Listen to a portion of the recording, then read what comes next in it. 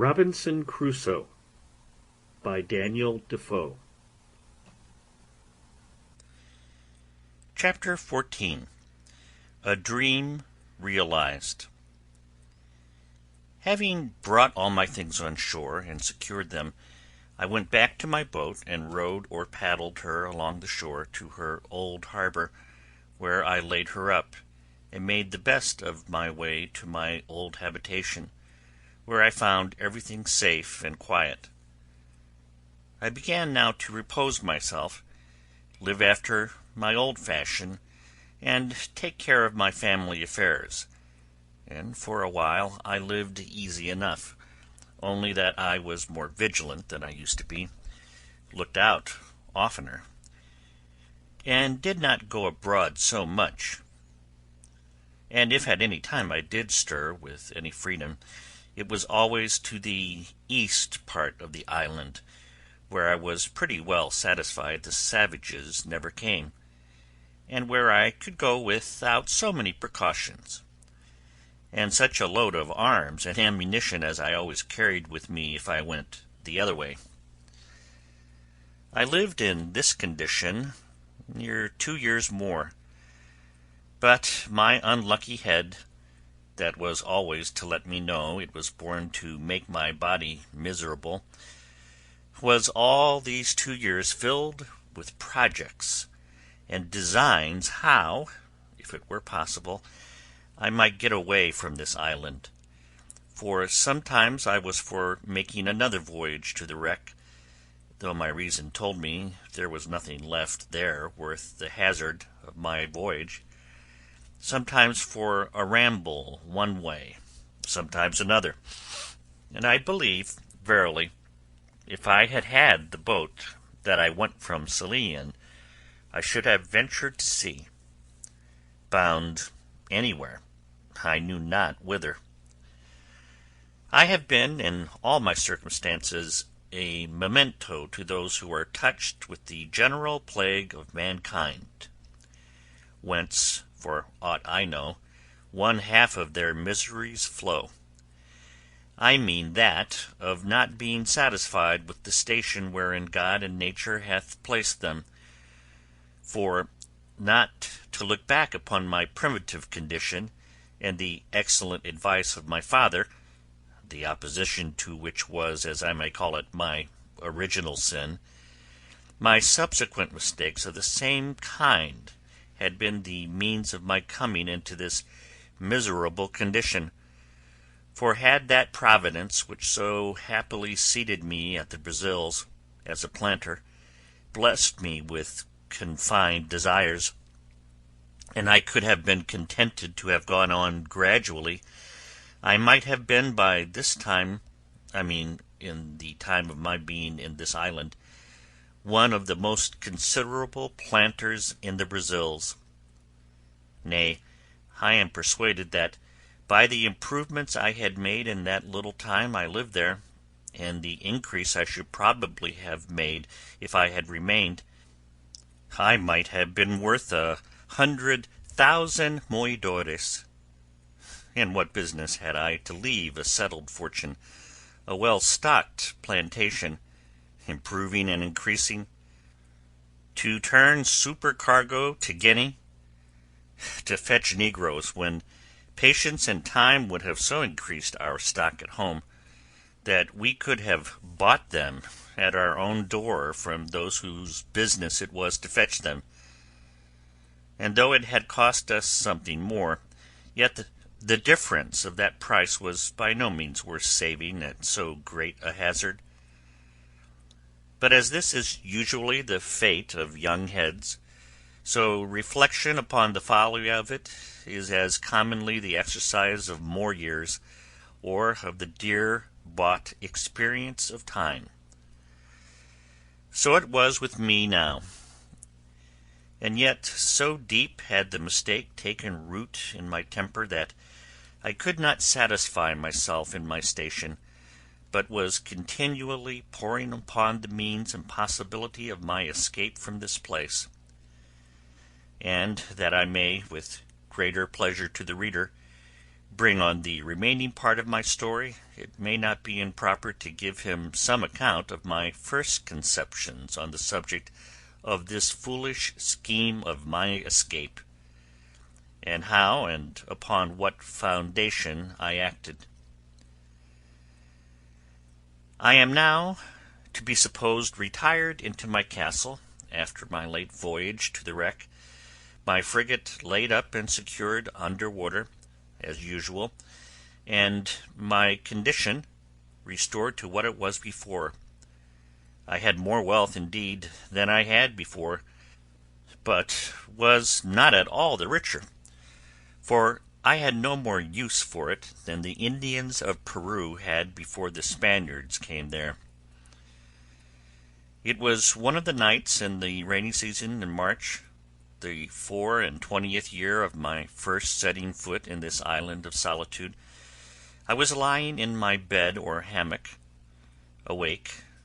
very well in health, had no pain, no distemper, no uneasiness of body, nor any uneasiness of mind more than ordinary, but could by no means close my eyes, that is, so as to sleep. No, not a wink all night long, otherwise than as follows. It is impossible to set down the innumerable crowd of thoughts that whirled through that great thoroughfare of the brain, the memory, in this night's time. I ran over the whole history of my life in miniature, or by abridgment, as I may call it, to my coming to this island, and also of that part of my life since I came to this island. In my reflections upon the state of my case since I came on shore on this island, I was comparing the happy posture of my affairs in the first years of my habitation here with the life of anxiety, fear, and care which I had lived in ever since I had seen the print of a foot in the sand. Not that I did not believe the savages had frequented the island even all the while, and might have been several hundreds of them at times on shore there. But I had never known it, and was incapable of any apprehensions about it. My satisfaction was perfect, though my danger was the same, and I was as happy in not knowing my danger as if I had never really been exposed to it. This furnished my thoughts with many very profitable reflections, and particularly this one: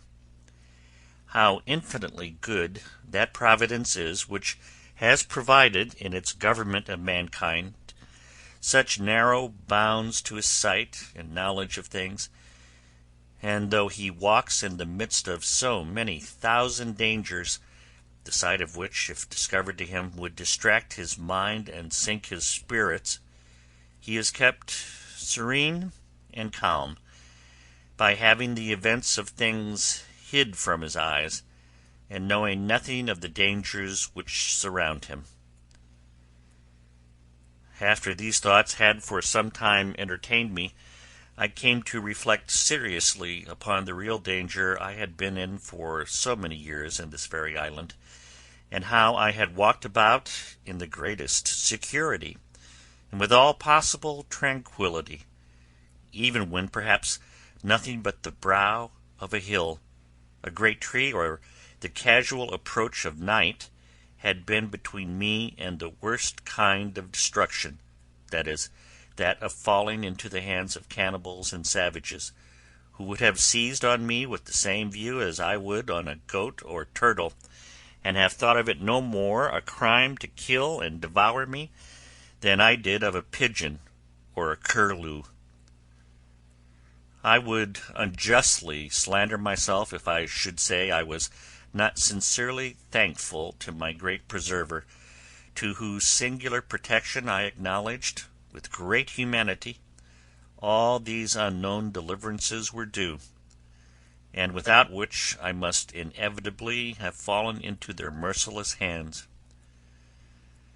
When these thoughts were over, my head was for some time taken up to considering the nature of these wretched creatures, I mean the savages, and how it came to pass in the world that the wise governor of all things should give up any of his creatures to such inhumanity, nay, to something so much more below even brutality itself, as to devour its own kind. But as this ended in some, at that time, fruitless speculations, it occurred to me to inquire what part of the world these wretches lived in, how far off the coast was from whence they came, what they ventured over so far from home for, what kind of boats they had, and why I might not order myself and my business so that I might be able to go over thither as they were come to me.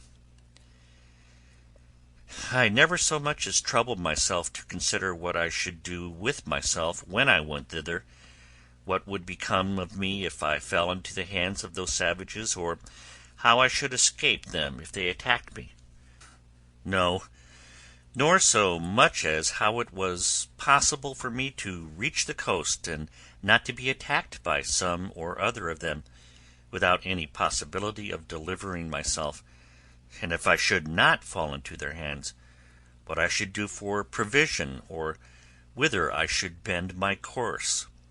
None of these thoughts, I say, so much as came in my way, but my mind was wholly bent upon the notion of my passing over in my boat to the mainland. I looked upon my present condition as the most miserable that could possibly be, that I was not able to throw myself into anything but death that could be called worse.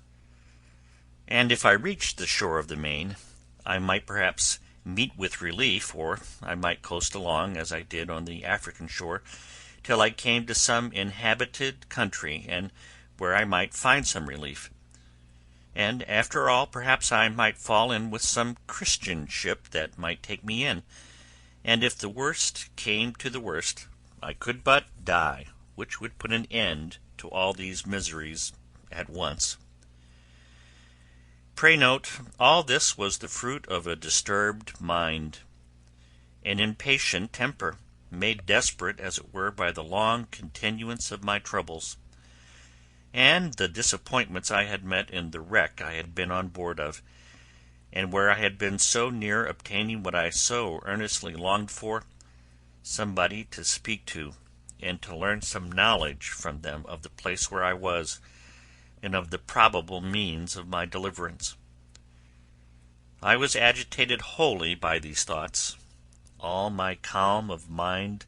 in my resignation to Providence, and waiting the issue of the dispositions of heaven, seemed to be suspended, and I had, as it were, no power to turn my thoughts to anything but to the project of a voyage to the main,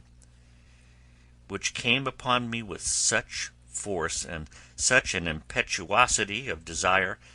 that it was not to be resisted. When this had agitated my thoughts for 2 hours or more with such violence that it set my very blood into a ferment, and my pulse beat as if I had been in a fever, merely with the extraordinary fervour of my mind about it, nature, as if I had been fatigued and exhausted with the very thoughts of it, threw me into a sound sleep. One would have thought I should have dreamed of it, but I did not, nor of anything relating to it, but I dreamed that I was going out in the morning as usual from my castle. I saw upon the shore 2 canoes and 11 savages coming to land, and that they brought with them another savage whom they were going to kill in order to eat him, when on a sudden the savage that they were going to kill jumped away and ran for his life, and I thought in my sleep that he came running into my little thick grove before my fortification to hide himself, and that I, seeing him alone and not perceiving that the others sought him that way, showed myself to him, and smiling upon him, encouraged him, that he kneeled down to me, seeming to pray me to assist him. Upon which I showed him my ladder, made him go up, and carried him into my cave, and he became my servant, and that as soon as I had got this man, I said to myself, "Now I may certainly venture to the mainland, for this fellow will serve me as a pilot, and will tell me what to do,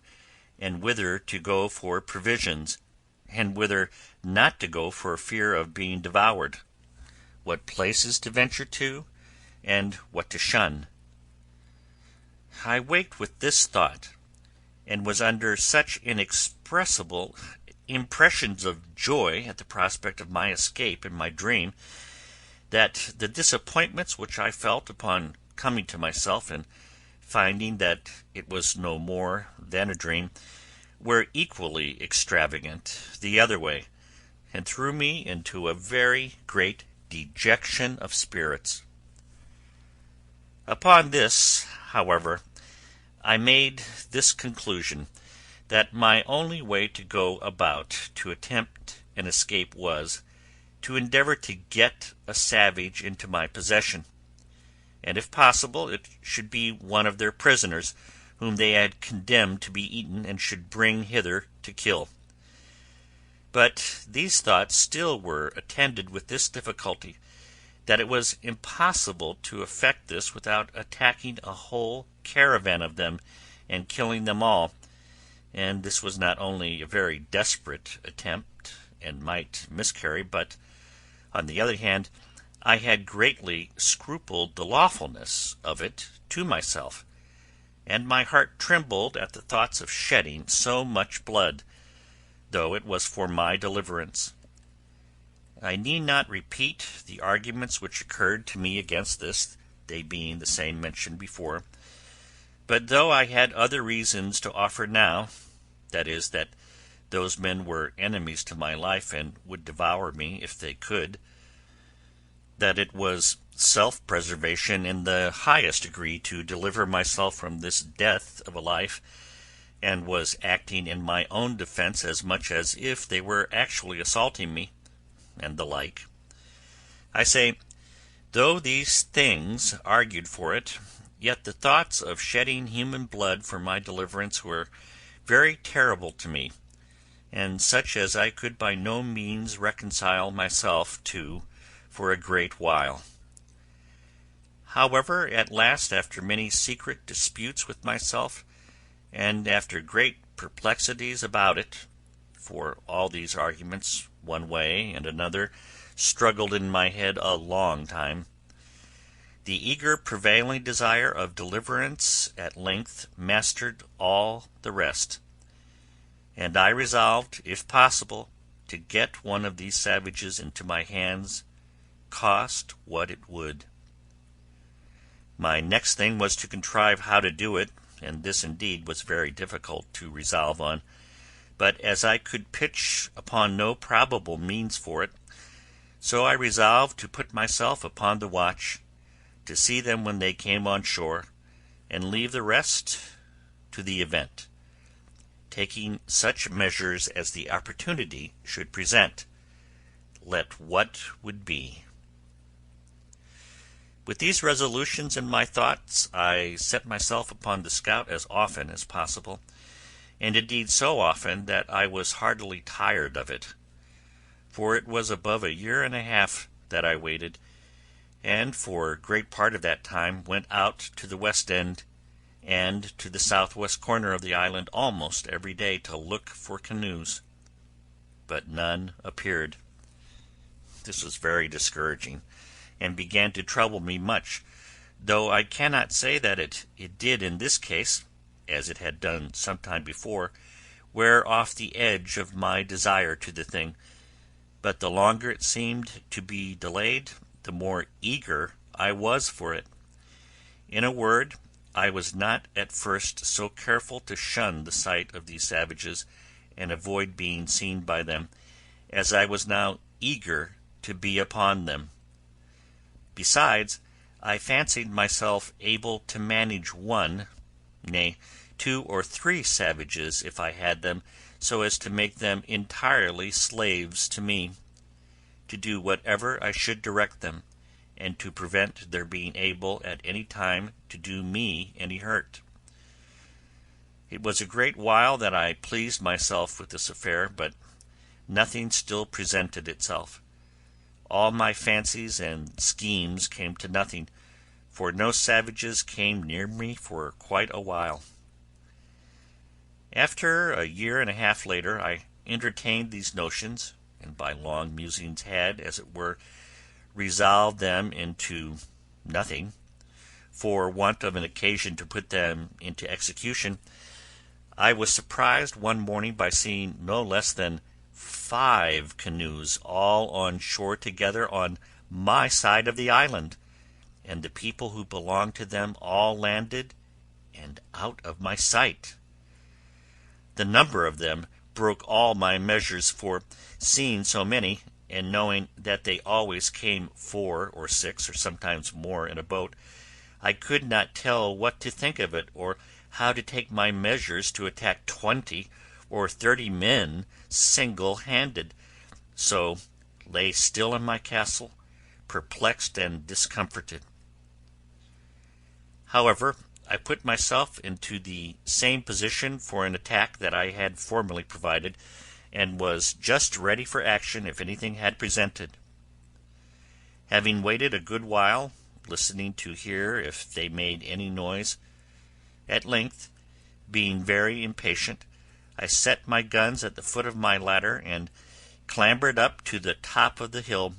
by my 2 stages as usual, standing so, however, that my head did not appear above the hill, so that they could not perceive me by any means. Here I observed by the help of my perspective glass that they were no less than 30 in number, that they had a fire kindled, and that they had meat dressed. How they cooked it I knew not, nor what it was, but they were all dancing, in I know not how many barbarous gestures and figures, their own way, round the fire. While I was thus looking on them, I perceived, by my perspective, 2 miserable wretches dragged from the boats, where, it seems, they were laid by, and were now brought out for the slaughter. I perceived one of them immediately fall, being knocked down, I suppose with a club or wooden sword, for that was their way, and 2 or 3 others were at work immediately cutting him open for their cookery, while the other victim was left standing by himself, that they should be ready for him. In that very moment this poor wretch, seeing himself a little at liberty and unbound, nature inspired him with hopes of life, and he started away from them, and ran with incredible swiftness along the sands, directly towards me. I mean towards that part of the coast where my habitation was. I was dreadfully frightened, I must acknowledge, when I perceived him run my way, and especially when, as I thought, I saw him pursued by the whole body, and now I expected that part of my dream was coming to pass, and that he would certainly take shelter in my grove. But I could not depend by any means upon my dream that the other savages would not pursue him thither and find him there. However, I kept my station, and my spirits began to recover when I found that there was not above 3 men that followed him, and still more I was encouraged when I found out that he outstripped them exceedingly in running, and gaining ground on them, so that if he could but hold out for half an hour, I saw easily he would fairly get away from them all. There was between them and my castle the creek, which I mentioned often in the first part of my story, where I landed my cargoes out of the ship, and this I saw plainly he must necessarily swim over, or the poor wretch would be taken there. But when the savage escaping came thither, he made nothing of it, though the tide was then up, but plunging in, swam through in about 30 strokes, or thereabouts, landed, and ran with exceeding swiftness and strength. When the 3 persons came to the creek, I found that 2 of them could swim, but the third could not, and that, standing on the other side, he looked at the others, but went no farther, and soon after went softly back again, which, as it happened, was very well for him in the end. I observed that the 2 who swam were yet more than twice as strong swimming over the creek as the fellow was that fled from them. It came very warmly upon my thoughts, and indeed irresistibly, that now was the time to get me a servant, and perhaps a companion or assistant, and that I was plainly called by Providence to save this poor creature's life. I immediately ran down the ladders with all possible expedition, fetched my 2 guns, for they were both at the foot of the ladders, as I observed before, and getting up again with the same haste to the top of the hill, I crossed towards the sea,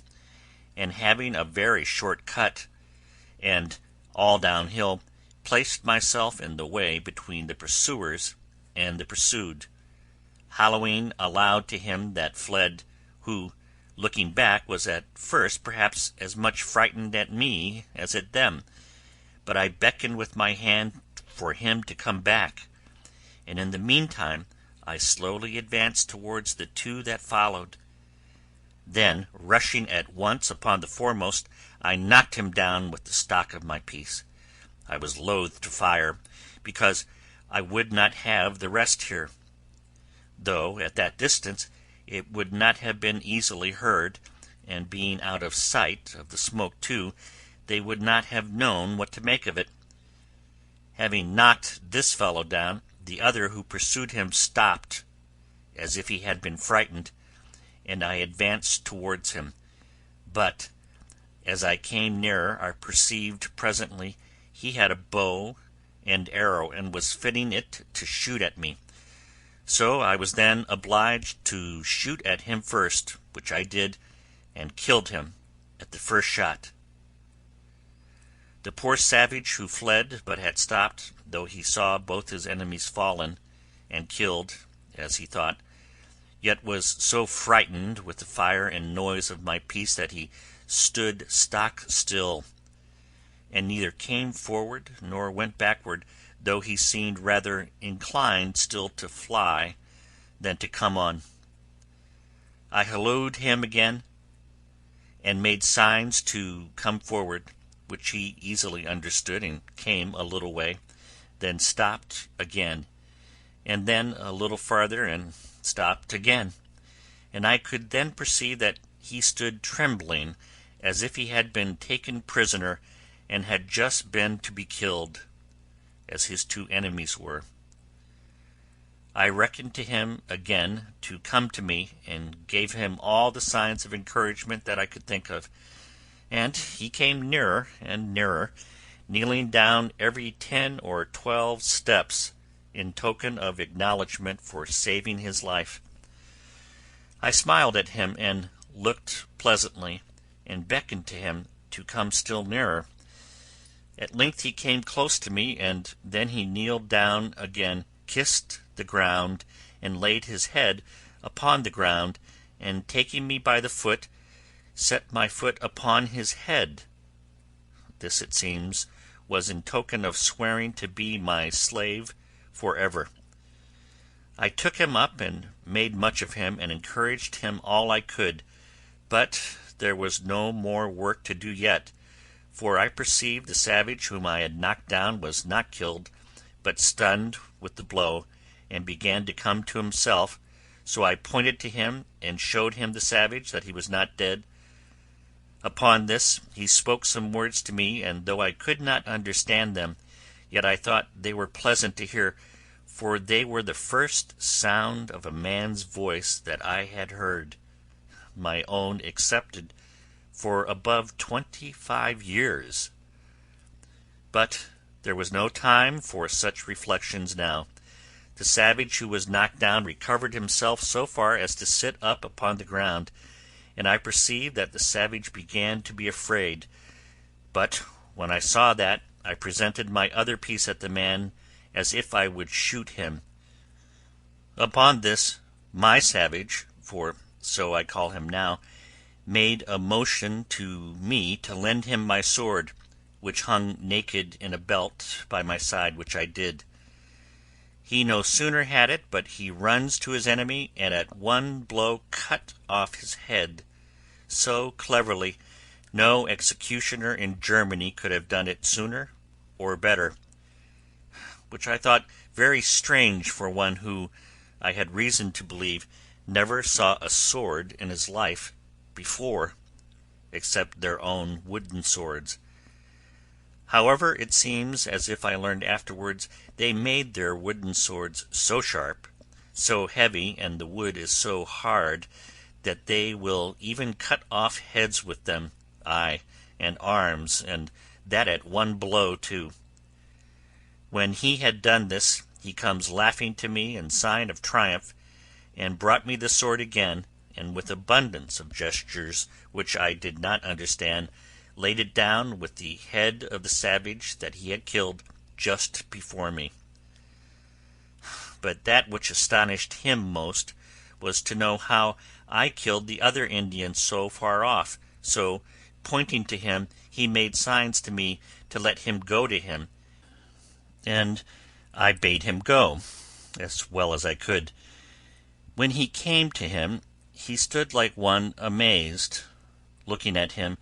turning him first on one side, then on the other, looked at the wound the bullet had made, which it seems was just in his breast, where it had made a hole, and no great quantity of blood had followed, but he had bled inwardly, for he was quite dead. He took up his bow and arrows and came back, so I turned to go away and beckoned him to follow me, making signs to him that more might come after them. Upon this he made signs to me that he should bury them with sand, that they might not be seen by the rest if they followed, and so I made signs to him to do so.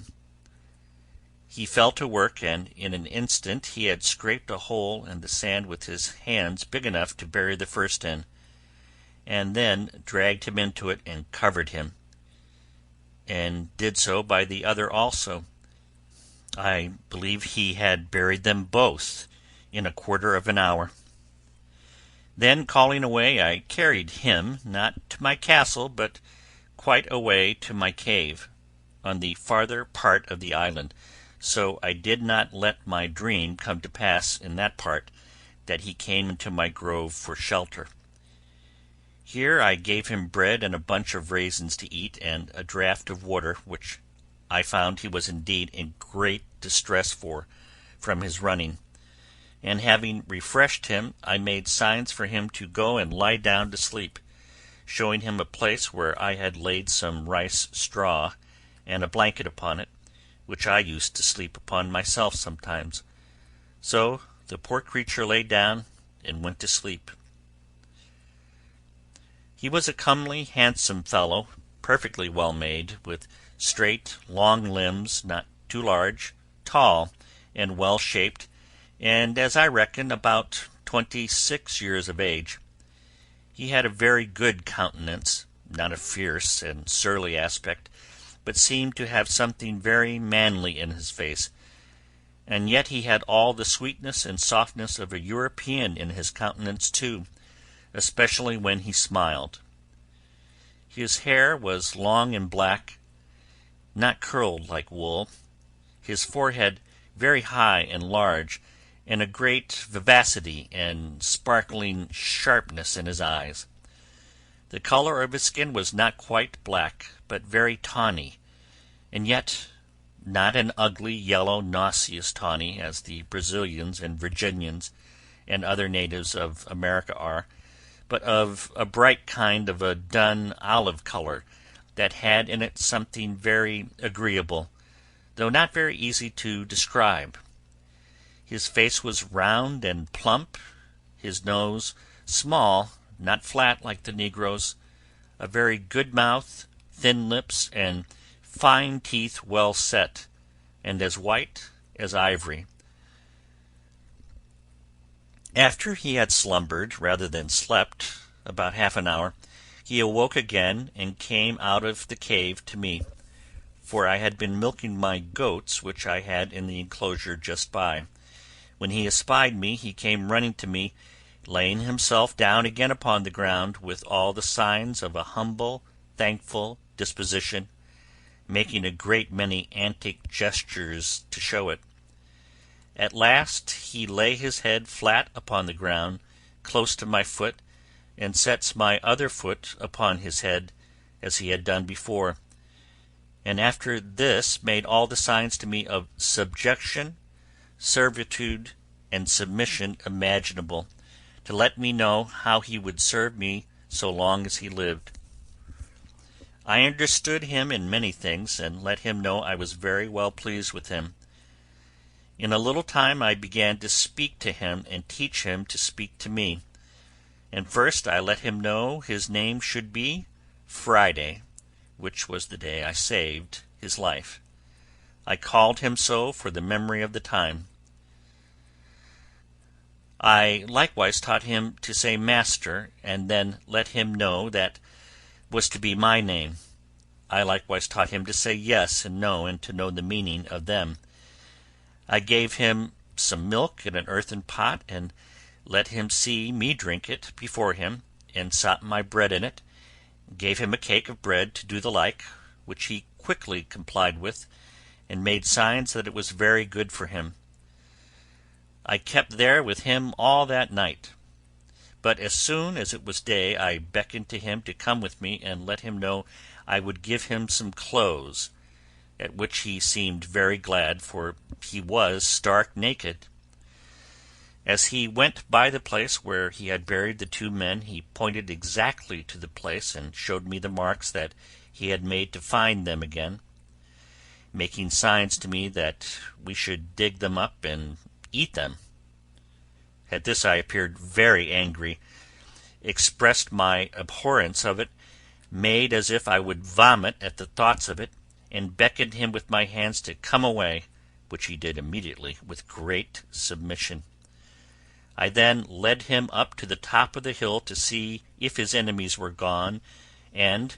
pulling out my glass, I looked and saw plainly the place where they had been, but no appearance of them or their canoes,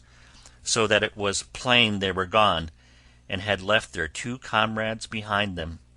without any search after them. But I was not content with this discovery, but having now more courage and consequently more curiosity, I took my man Friday with me, giving him the sword in his hand, with the bow and arrows at his back,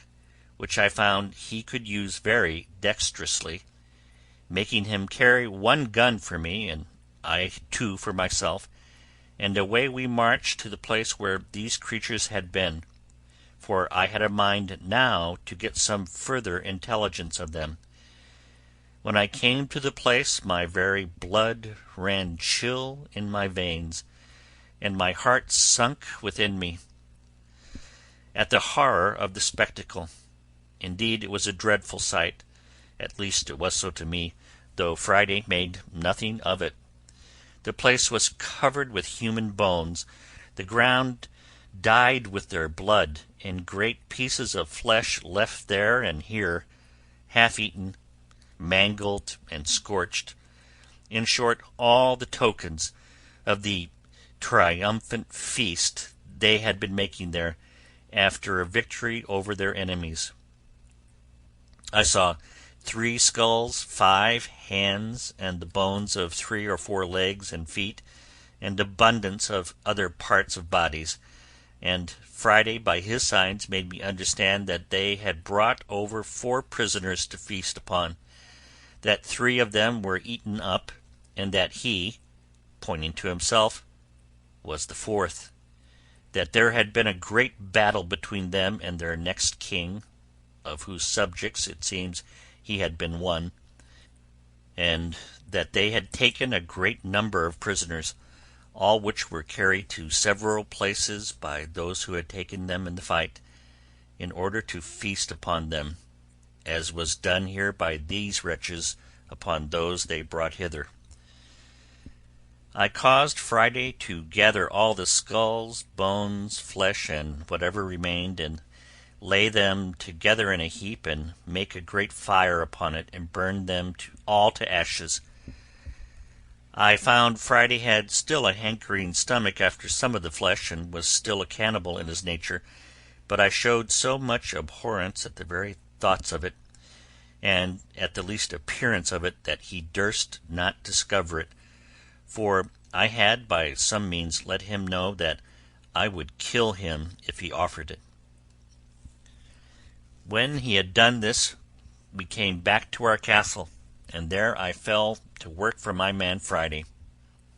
And first I gave him a pair of linen trousers, which I had out of the poor gunner's chest I mentioned, which I found in the wreck, and which with a little alteration fitted him very well. And then I made him a jerkin of goat's skin, as well as my skill would allow, for I was now grown a tolerably good tailor, and I gave him a cap which I made of hare's skin, very convenient and fashionable enough. And thus he was clothed, for the present, tolerably well, and was mighty well pleased to see himself clothed almost as well as his master. It is true he went awkwardly in these clothes at first, wearing the drawers was very awkward to him, and the sleeves of the waistcoat galled his shoulders and the inside of his arms, but a little easing them where he had complained they hurt, and using himself to them, he took to them at length very well. The next day after I came home to my hutch with him, I began to consider where I should lodge him,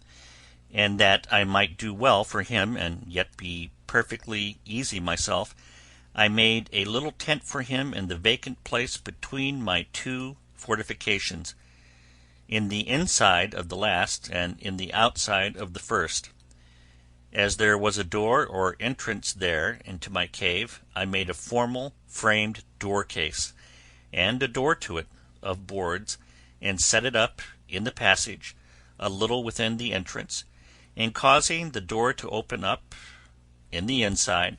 I barred it up in the night, taking in my ladders too, so that Friday could no way come at me in the inside of my innermost wall, without making so much noise and getting over that it must needs awaken me. For my first wall had now a complete roof over it of long poles, covering all my tent, and leaning up to the side of the hill, which was again laid across with smaller sticks instead of laths, and being thatched over a great thickness with the rice straw, which was strong like reeds. And at the hole or place which was left to go in or out by the ladder, I had placed a kind of trap door which, if it had been attempted on the outside, would not have opened at all, but would have fallen down and made a great noise. As to weapons, I took them all into my side every night. But I needed none of all this precaution, for never man had a more faithful, loving, sincere servant than Friday was to me. Without passions, sullenness, or designs, perfectly obliged and engaged, his very affections were tied to me, like those of a child to a father, and I dare say he would have sacrificed his life to save mine upon any occasion whatsoever. The many testimonies he gave of this put it out of doubt, and soon convinced me that I needed use no precautions for my safety on his account. This frequently gave me occasion to observe, and that with wonder, that however it had pleased God in his providence and in the government of the works of his hands to take from so great a part of the world of his creatures the best uses to which their faculties and the powers of their souls are adapted, yet that he has bestowed upon them the same powers, the same reason, the same affections, the same sentiments of kindness and obligation, the same passions and resentments of wrongs, the same sense of gratitude, sincerity, fidelity, and all the capacities of doing good and receiving good that he has given to us, and that when he pleases to offer them occasions of exerting these, they are as ready, nay, more ready, to apply them to the right uses for which they were bestowed than we are. This made me very melancholy sometimes in reflecting as to the several occasions presented, how mean a use we make of all these, even though we have those powers, enlightened by the great lamp of instruction, the Spirit of God, and by the knowledge of his word added to our understanding, and why it has pleased God to hide the like saving knowledge from so many millions of souls, who, if I might judge by this poor savage, would make a much better use of it than we did. From hence I sometimes was led too far to invade the sovereignty of Providence, and, as it were, arraign the justice of so arbitrary a disposition of things, that should hide that sight from some, and reveal it to others, and yet expect a like duty from both. But I shut it up, and checked my thoughts with this conclusion: first, that we did not know by what light and law these should be condemned, but that as God was necessarily, and by the nature of his being, infinitely holy and just, so it could not be but if these creatures were all sentenced to absence from himself, it was on account of sinning against that light which, as the Scripture says, was a law to themselves, and by such rules as their consciences would acknowledge to be just,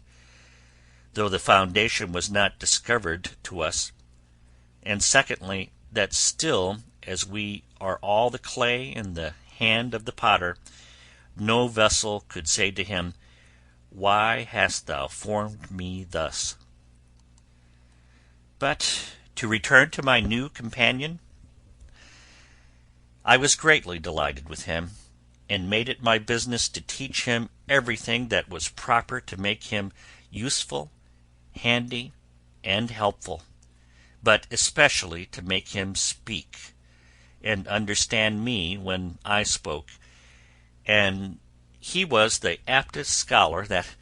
ever was, and particularly was so merry, so constantly diligent, and so pleased when he could but understand me,